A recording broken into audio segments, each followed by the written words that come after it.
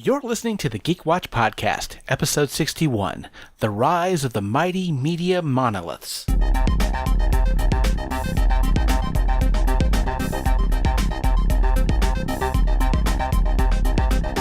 is the Geek Watch Podcast with Brian Hatcher and Mandy Petrie.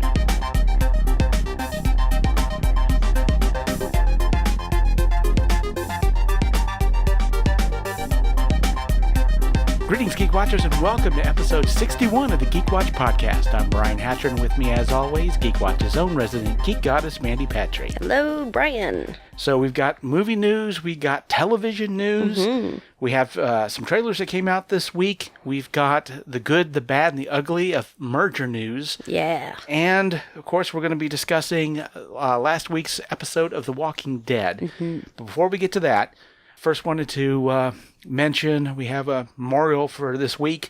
John Carl Buechler passed away this week at 66. He lost his fight to cancer. For the horror geek watchers out there, might know him as a special effects artist that did work for mainstream films like the Nightmare on Elm Street and Halloween series. He also did stuff with Charles Band, Ghoulies. I was familiar with his work through From Beyond and Reanimator. Oh, yeah. And Wow. But he did pass away this week, and Godspeed to you. So let's talk a little bit of movie news. There was an article in MovieWeb this week about James Gunn's Suicide Squad, that it's going to be a complete reboot. It's not going to have anything to do with the original. We got this news through Peter Safran, who was talking about Shazam in a press conference. He's the DC movie universe producer. And he was talking about how they're going to just completely reboot the whole thing. Now, Margot Robbie is still going to be in the movie. Oh, okay.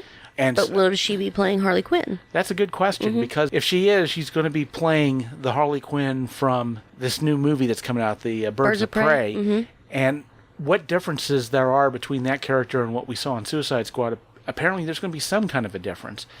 I would think she's going to be playing Harley Quinn, but this whole movie is going to be a little bit different. Now, one of the things that they said is this is going to be a bit of a darker take than the last movie, which usually, especially with Warner Brothers, makes me nervous. Because when they go dark, I'm, of course. Yeah. But I'm hoping that it's not going to be that bad. I know that they said that Idris Elba's take on Deadshot's going to be a little bit darker, and we'll see. Yeah. Yeah, like I said, whenever I hear Warner Brothers and dark superhero movie, it doesn't make me the most secure about how good the film's going to be. But this is James Gunn. So, I've enjoyed the films he's done so far, including the ones that have a little bit of a darker take. But we'll see how that goes. Now, continuing on with movies, of course, this week, on March 18th, the camera started rolling on Dune. So they're now doing principal photography for Dune.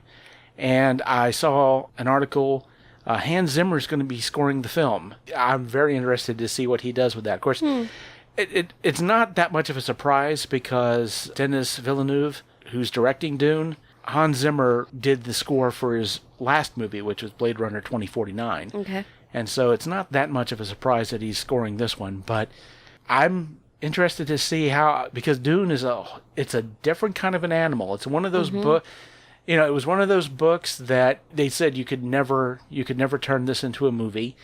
And I think with this book, they're actually turning it into 2 movies, which makes more sense because there's a lot to unpack there. But I like the original movie. I did too. Yeah, and I didn't even mind the miniseries on Sci-Fi in the early 2000s. Yeah, it covered a lot more. It still had to be toned down because it was for television, but I didn't mind it. Yeah, and the budget had to be toned down also. But I'm really looking forward to this new movie. I mean, a lot of the casting, which we've talked about before, has got me really excited. I really want to see what Villeneuve is able to do with this world. And so hopefully we're going to get to see that very soon.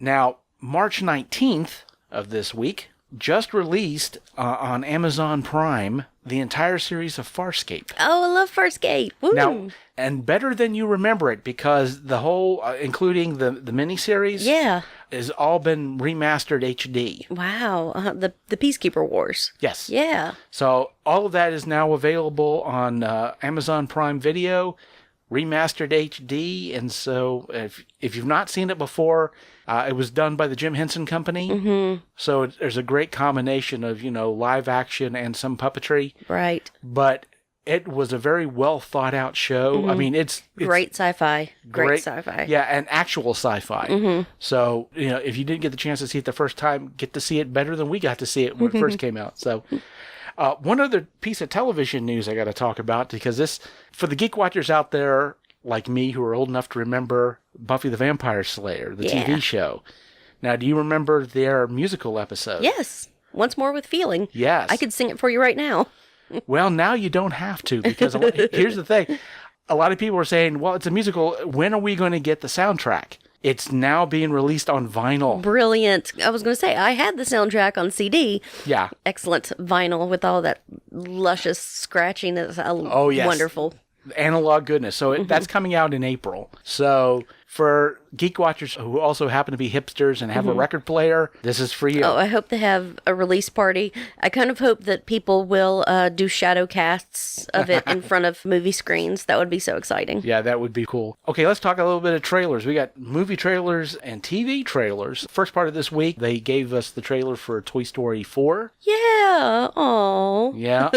So it's like, prepare to have your heart broken again. Again. Not like, every single other movie before this. There's, the return of Bo Peep being a lost toy. And they kind of, talked about lost toys before, but it was more like forgotten toys. Mm-hmm. So this is kind of a whole different take. And, being a member of the cosplay community kind of blew up at Bo Peep's new outfit. And everyone's excited to create it or order it. Right. Yeah.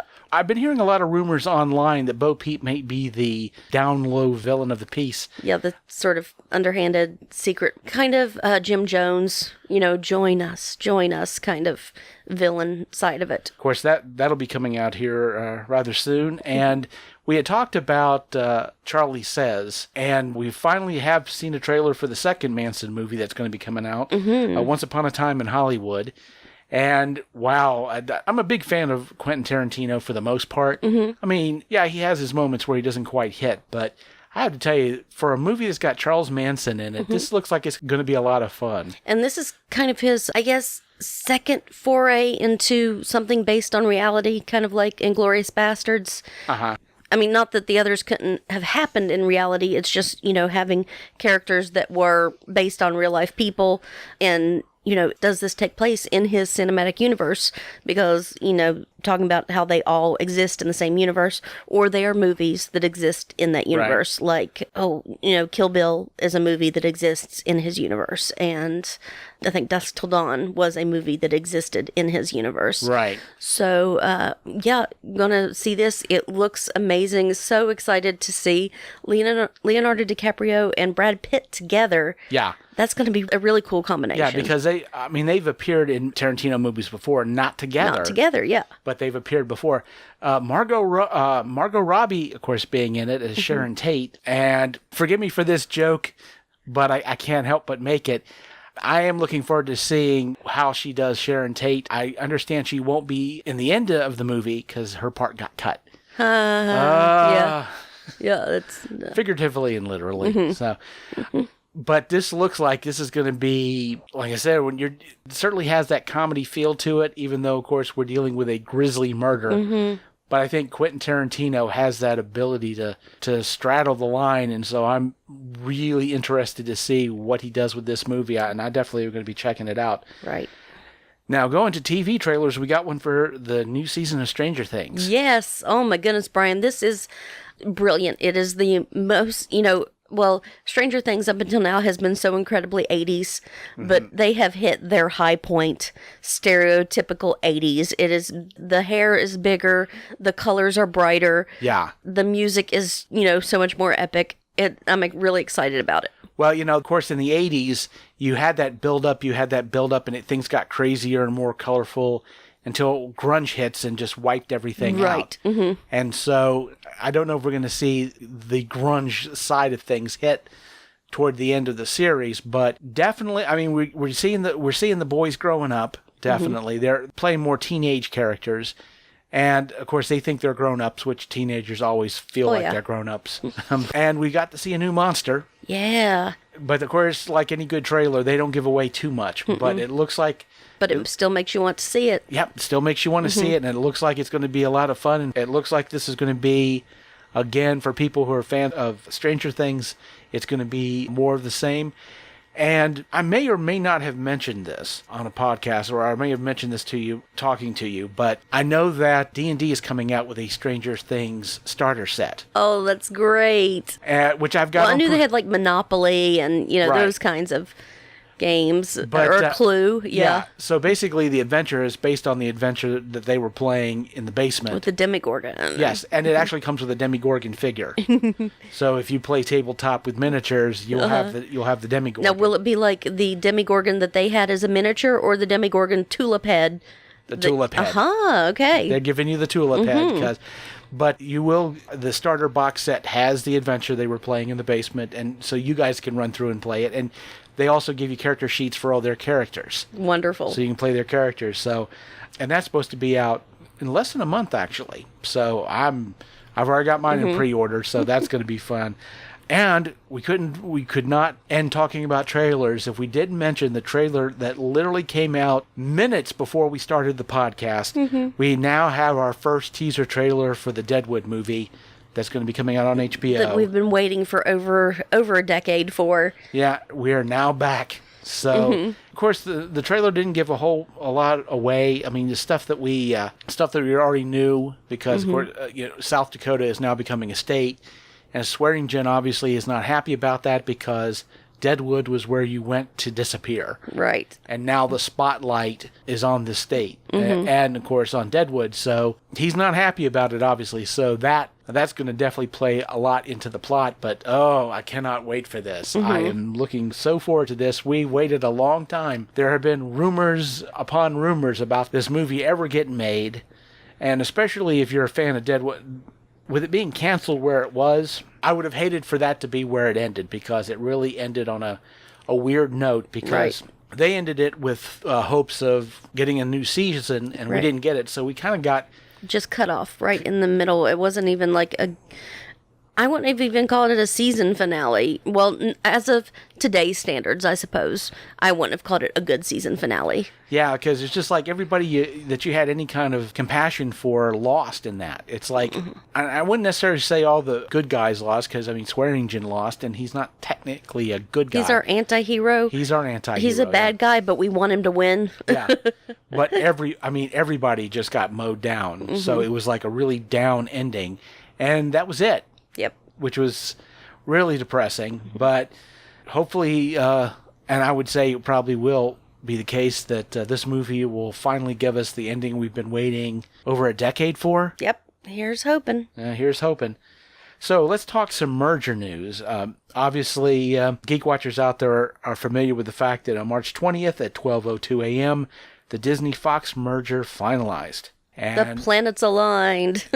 Yeah, everything we've been waiting for, it's now. I don't know if there's anything left for the, for federal government. I don't know if there's anything left for them to approve on, but it is now official. 21st Century Fox and their properties are now part of Disney.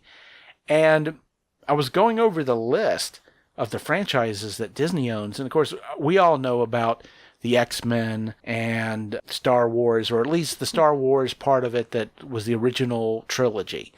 They now have the rights to that. But when you look at the list, there was a lot of these I wasn't aware of. I mean, of course we had Star Wars, but also Avatar, that whole series. The Die Hard series, which, I mean, some of these, I'll say some of these, they might rejuvenate them all or make more movies in the series. Some of them more likely than others, but obviously the majority of these are going to be released on Disney Plus, and so you'll have access to them. Of course, like we said, the X-Men.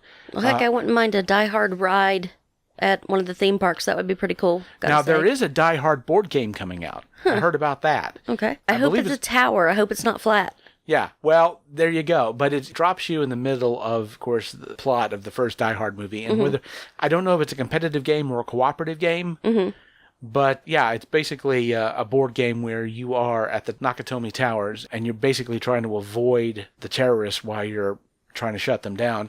And of course, like we said, X-Men, Fantastic Four. Fantastic Four is kind of weird because technically 21st Century Fox didn't necessarily have the rights to them. There was another company that had the rights, but they gave 21st Century Fox the ability to make movies. Yeah, because I guess they're not much of a... They have the rights, but they're not really a big movie studio production company kind of a thing. So they wouldn't be making their own movie. They'd basically be giving it to somebody else to make. So I think that's still a possibility there. But also, along with those, of course, the Kingsman series, there's 2 movies in that series, and they have that. The new Planet of the Apes movies, they now have the rights to those, so they can... there's a new Planet of the Apes movie coming out here, I think toward the end of the year or first part of next year. Of course, they get Alien and Predator series. Independence Day, which... I don't know what they're going to be doing much, if they're going to be doing much with that, because the last movie didn't do so well. But they might consider a reboot, so I don't know. Fight Club. Okay. I wouldn't think that they would have any plans on doing a reboot of Fight Club. That movie is just about perfect. I don't see how you're going to improve on it. They want to make a stage musical. Well, there you go. Why not? There's a stage musical of American Psycho. Yeah, that's true. Yeah, that is true. Not David Tennant. The next Doctor played Patrick Bateman. Can't believe his name, number 11. Oh, you're talking about Matt Smith. Matt Smith. Yes, he played Patrick Bateman in the musical. I didn't know that. Yes. I didn't know that. I think you might have talked about it before, but I didn't recall. Picture him swinging an axe, it's... Yeah, let's not. I got to picture him being Charles Manson, so might as well picture him swinging an axe.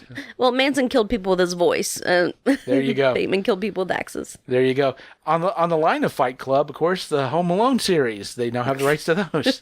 So they want to reboot that, I guess. A Night at the Museum, The Maze Runner, the Ice Age series, Red Sparrow, the Black Widow film that didn't have Black Widow in it. The Artemis series, Alvin and the Chipmunks, which is just, I know everybody's just, when are we going to get the next sequel to Alvin and the Chipmunks? or the way they put it, the squeakquel. Bless their hearts. Oh, bless their hearts. Dr. Dolittle. I didn't realize that, but yeah, if they want to, I guess. The Percy Jackson, of course, Chronicles of Narnia. So there's a lot of rights, and I think the majority of these movies are just, you'll see a lot of them on Disney Plus. Now, as far as rebooting these and doing new movies on these projects, I think that's going to vary. I think the big projects that they're going to be looking at are going to be like X-Men and Fantastic Four. Now, one thing Kevin Feige has said is that when they do bring those characters in, they are rebooting everybody, except for Deadpool.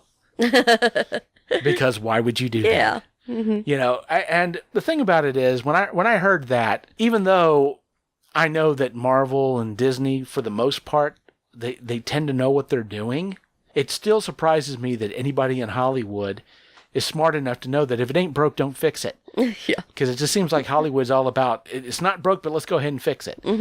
But they're not doing that with Deadpool. I don't see how you could, reboot that series and put somebody else in that play. I mean, Ryan Reynolds owns Deadpool, probably more than any actor's ever owned a character in their life.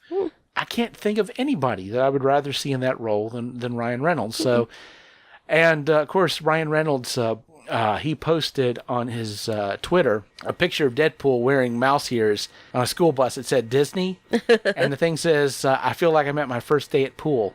So, but yeah, I mean, they're definitely going to be coming out with a new Deadpool movie. I mean, they've said as much. Oh, yeah. And seeing what that looks like, I mean, especially when you know without a shadow of a doubt that fourth wall breaking Deadpool is going to have something to say about Disney. Yes. Something's going to be said. A lot of things may have to be said. So I'm waiting with bated breath. I cannot wait to see what a new Deadpool looks like under the Disney banner. So, well, since we are talking about mergers, the whole Disney 21st Century Fox was the one that seemed to take center stage, but it wasn't the only big mega merger that happened. Oh, yeah? Because AT&T got a final approval from the government to buy out Turner. So all the Turner assets were part of AT&T, like Cartoon Network, Turner Classic Movies, all of this. And Kevin Tsujihara, who's the CEO of Warner Brothers, they were getting ready to give all of those properties to him to run. And so as CEO, he had a huge, massive bit of property to work on. I mean, and he, was about ready to become a mogul in his own right. He was on track to do that, but something happened. 2 days after AT&T turned over the assets to him, an article came out in the Hollywood Reporter about something that happened back in 2013. Apparently what had happened was he had a relationship while he was married with a British actress by the name of Charlotte Kirk. And he used a lot of his pull in Hollywood to get her movie roles. And the relationship wound up ending, but once the Hollywood Reporter published the article, Kevin Tsujihara penned a letter and resigned from a CEO. Now, Warner Brothers is continuing to investigate this whole thing, but, this was a real turn of events, and we've talked about him before because he came with Warner Brothers from their horror side, and they boosted him up to CEO, and I think a lot of the changes we've seen in Warner Brothers, especially with their superhero movies, came from him. And he was able to really do a course correct that I think has helped Warner Brothers and DC on the big screen. But, of course, he's not there anymore. And that happened, like I said, that happened within a couple of days. So I'm not sure what Warner Brothers, what they're going to do at this point. Obviously, they're going to have to come up with somebody else. I think, unfortunately, I hate that this happened. I think this is at least in the aspect of what he brought to Warner Brothers, I think he was a huge asset. His problems aside, and I think he's going to be a difficult person to replace. Hopefully they're able to find somebody who can right the ship and keep it going in the right direction. I mean, if you bring somebody in there that wants to change everything up again, we could be back to where we were before, and I'm hoping that doesn't happen. It's like I said, it's a shame that this happened. But at the same time, you can't escape your past sometimes, even no matter how you try to cover it up. Sometimes it catches up with you, especially in Hollywood these days. I mean, there's been a reckoning, obviously, in a lot of different places. And unfortunately for Warner Brothers, Kevin Tsujihara has become the latest in that. But we'll keep our eyes open and we'll see what happens with Warner Brothers at this point on. And once they make any kind of announcement, of course, we'll talk about it here on the podcast. Well, let's finish up today with The Walking Dead. Yeah. Episode 14, Scars. Mm-hmm. Now, of course, we talked about this last week, that this was going to be sort of a break from the Whisperers. And it was. Yep. So what did you think? Well, I guess Walking Dead decided to give us an episode of classic original series Star Trek. Yeah. Yep. This was exactly, well, there were two episodes of evil kids in Star Trek, and yeah, that's what they gave us. Some Lord of the Flies stuff going on here. It was some dark stuff. Yeah, it was definitely dark. And of course we got our Michonne look at the flowers moment. Yep. Multiplied by about 7 or 8. Yep. That's what I was thinking is, man, if Carol had been with her, she could have taken care of this, or she could have helped her out. Because, Carol knows her stuff, and she knows when they have to look at the flowers. Yeah, but let me ask you this. With everything that happened with Michonne and having to do what she had to do you feel like that was justification enough for the big schism between her and the other communities? If we had learned a little bit more going on, if we had seen a little bit more of her interaction with what was her best friend in high school, I think we could have understood a little bit more. Having it compacted into this one single episode, I could see it actually taking place because this was someone she loved, someone she trusted, and, they absolutely betrayed her in the worst possible way. And we really just got a little bit of exposition about their relationship. So I can see it if we had known a little bit more about her high school friend. Yeah. Well, I mean, and maybe this is because I'm old and bitter, but I guess, mowing through a bunch of crazed kids, for me, wasn't as shocking as I guess they wanted it to be. I mean, at least to a point where I think she's just going to forsake everybody else and basically cut Alexandria off from the world. To me, it didn't feel like it was quite motivation enough, but at the same time, as like you said, I mean, they really only had one episode to develop this whole thing. Mm-hmm. And so... Because, well, kind of to me, it wasn't the kids that made her cut it off. It was her friend. Yeah. That was her Judas. That was her, her Brutus.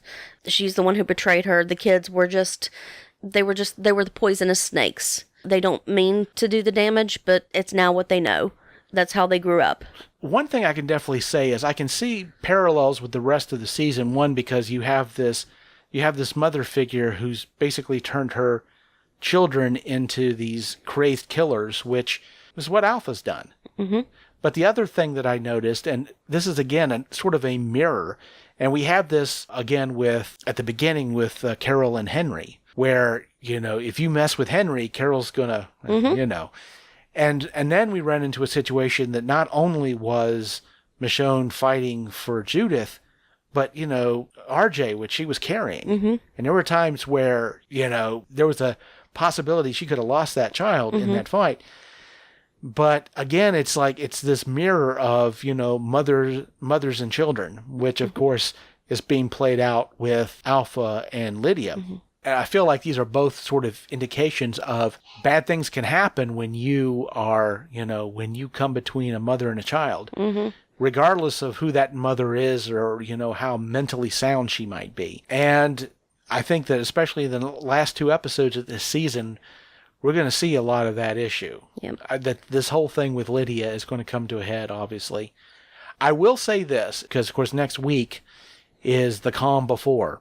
And I had considered putting together a list of the main characters of the show and having the two of us go over that list and see if we could figure out, who's going to die. The Deadpool? The Deadpool. I did call it the Walking Dead Deadpool. And I thought, well, I don't know if I want to be that guy. That depressing. I don't know if I want to be that guy anyway. But and the truth is, the other thing I didn't want is, of course, the Geek Watchers to hear us talk about this and basically to walk away with well, I'm glad Brian isn't writing this show. Because daggone, Brian, it's like he's just messed up. With us coming out, we're going to have a lot of bloody news to talk about next week. So I think we can try to stay on the lighter side of the calm before. I will definitely say this, is that although it's supposed to be, and it was in the comics, a devastating loss of a bunch of lives. And of course, we talked about the Highwaymen last week. Mm-hmm. I think that the majority of those deaths are going to come from the Highwaymen. I think see that. Yeah. I think they're being brought in to... They were like the trash people. Yeah. Yeah. We didn't get a whole lot of them either. Yeah. And Terminus, really. Yeah. We got them for like 1 or 2 episodes, and then they were fire fodder. Yeah. Plot fodder. Now, Ozzy, the guy who's a cowboy, we might get to keep him. I don't know. He might be the one who staggers into the kingdom to let them know what happened. I think they're going to get caught on the road by the Whisperers. I've seen the trailer for the next season, and of course it doesn't look good. Mm. It has a feel of when they ran into Negan in the woods. There's a woods scene where they basically, a bunch of our favorite characters are caught out by the Whisperers out in the woods. And it does kind of have that feeling of what we felt like with Negan. And there are some people standing around that I'm like, oh, this is not good. Mm-hmm. But there's going to be some deaths, and it's going to be more than one. And I'm wondering if we're going to see more than one major character get taken out on this one. I don't want to think about it. I mean, I'm just, like I said, I didn't want to bring out a checklist and let's see who gets the black spot, how many people are going to go. I didn't want to go down that road. It's going to be bad enough when we see it. I didn't really want to, like I said, number one, I didn't want to dwell on it, or at the very least, at this point, let's just hope a copter comes and takes them away. Yes. let's hope Deus Ex Machina. There you go, because, hey, they did it once, so they let them do it again. Plot armor. Yeah, plot armor, but at this point, I mean, I can really only think of 2 people that have plot armor at this point. And I'm going to be really upset if either one of them dies. Of course, that's Daryl and Carol. Uh-huh. I think that they've got the plot armor. And Dog. Yeah. Well, Dog has fan armor. Yeah. I think if something happens to Dog, it's going to be bad. It'll be bad. It'll be bad. I think that's a line I hope they don't cross right now. I'm thinking at the very least that if they were going to kill off Dog, that they wouldn't have been dumb enough to put out a shirt with a picture of Daryl and the dog that says, if Dog dies, we riot. Well, we don't know if they put it out or the unhappy fans who don't want him to die put it out and said, well, just a reminder. Well, the thing is, it's out the Walking Dead shop, so Okay. yes, they put it out. All right. So if they're ballsy enough to put out a shirt knowing that a couple of weeks later they're going to kill that dog, kudos for being that gutsy, but I think that's a bad idea. Let me just say right now, the horror writer who loves Grizzly and loves to go for the jugular, I'm telling you, don't kill this dog right now. We're not ready for that. The audience is not ready for that. Let's not do that. But I think we're probably going to, well, I guess we're going to see Sunday, but I just got this bad feeling that we're going to lose some people and it's going to be a shock. But I guess we'll figure that out this Sunday. We'll see. And we'll see what happens at that point. And so, with that said, we come to the end of episode 61 of the Geek Watch podcast. Thank you for listening, and tune in next week for the latest in geek news and views with the Geek Watch podcast. For Mandy Petrie, this is Brian Hatcher, reminding all the Geek Watchers out there, we're all geeky about something. Be proud of yours. See you next time. Thank you for listening to the Geek Watch podcast. If you enjoyed this program, don't forget to like and subscribe on your preferred platform and share this podcast on your social media. For links to all the ways you can listen to the Geek Watch podcast, as well as leave comments and suggestions, visit our website at geekwatch.net.